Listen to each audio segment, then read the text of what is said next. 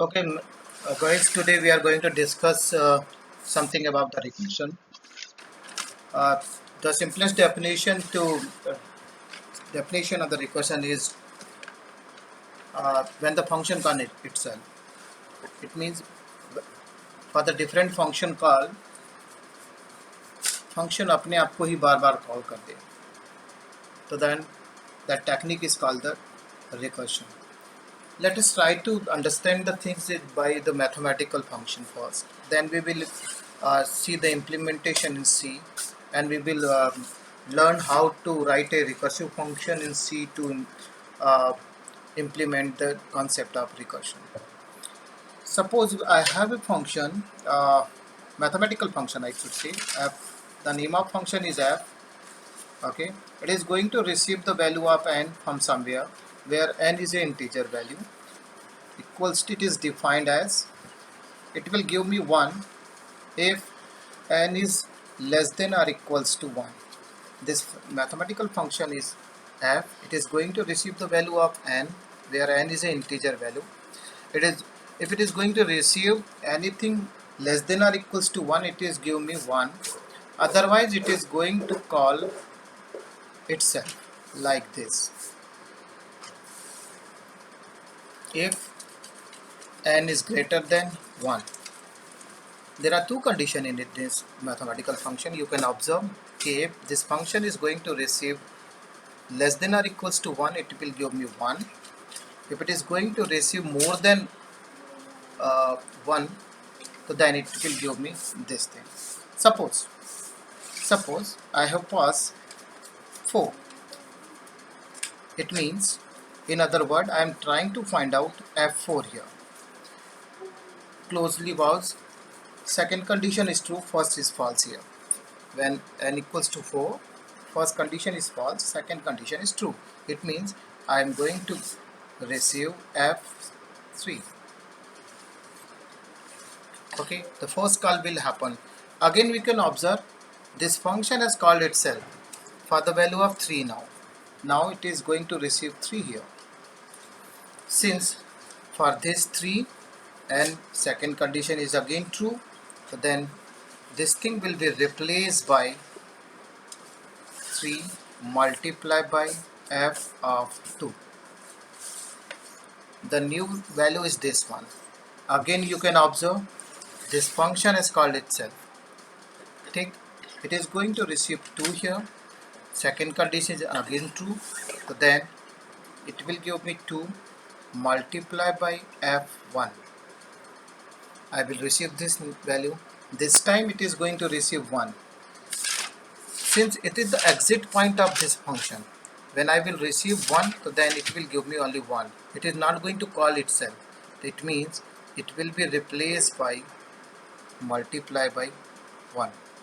When I will calculate the value, it will give me 2. Indirectly, what it is going to do, it is calling itself again and again for the different value of n and calculating the factorial of a given number. In short, I can say that this mathematical function is recursive function. It is the mathematical recursive function to find out the factorial of a given number. Let us try to understand the things with some more example. Okay, let's say I'm taking another mathematical function to explain the things here. Let's say the name of function is again f. It is going to receive the value of n from somewhere. Again n is a some integer value. It is defined as, it will give me 0 if n equals to 1. अगर n की value 1 है, it is giving me 0. It is giving me 1 when n equals to 2. This mathematical function, ठीक है, that when the value of n equals to 2, it is giving me 1 here.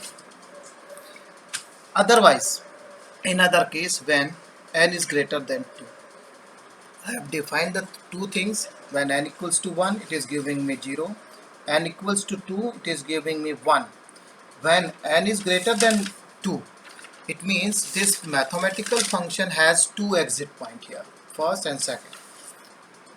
When n is greater than 2, so then it is calling itself n minus 1 plus f n minus 2.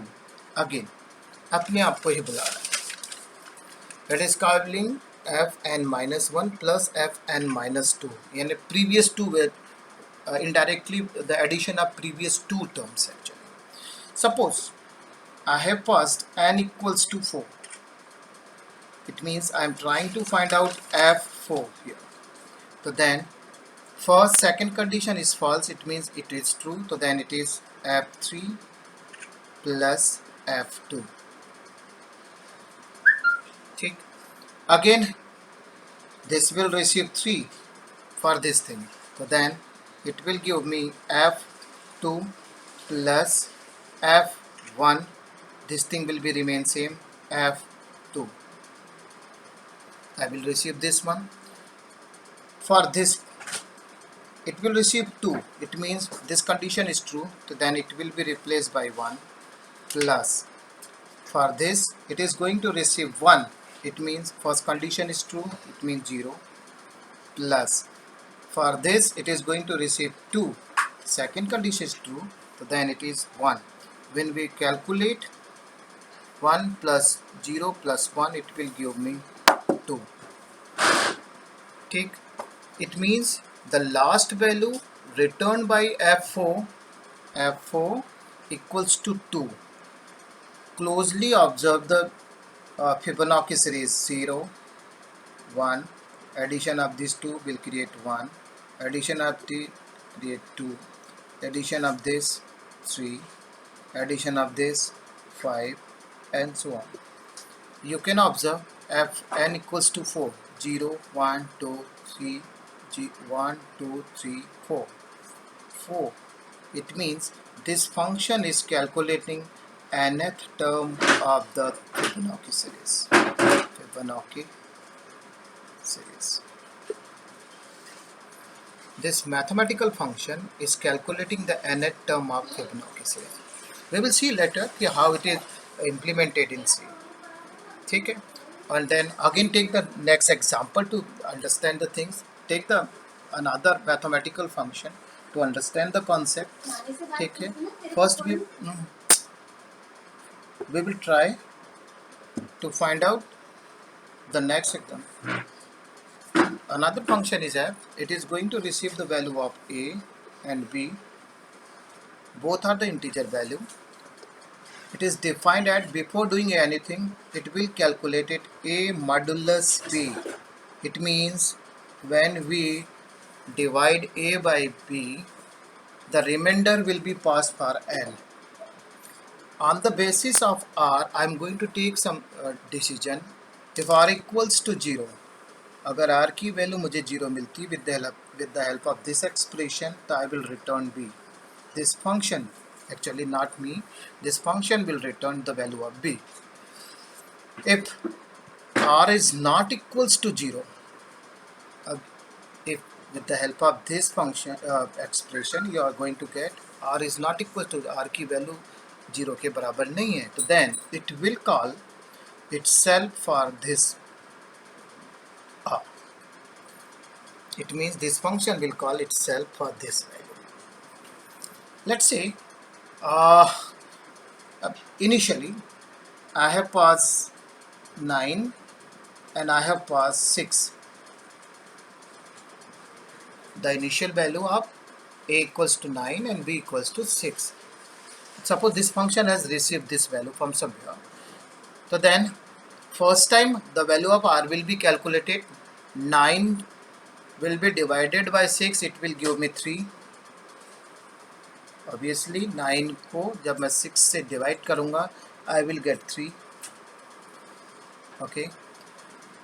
The first condition is false, second is true. It means this function will call. This time the value of b is 6 and the value of r 3. It will call itself. Again, for this call what will happen, the value of a equals to 6 and the value of b equals to 3, r will be calculated.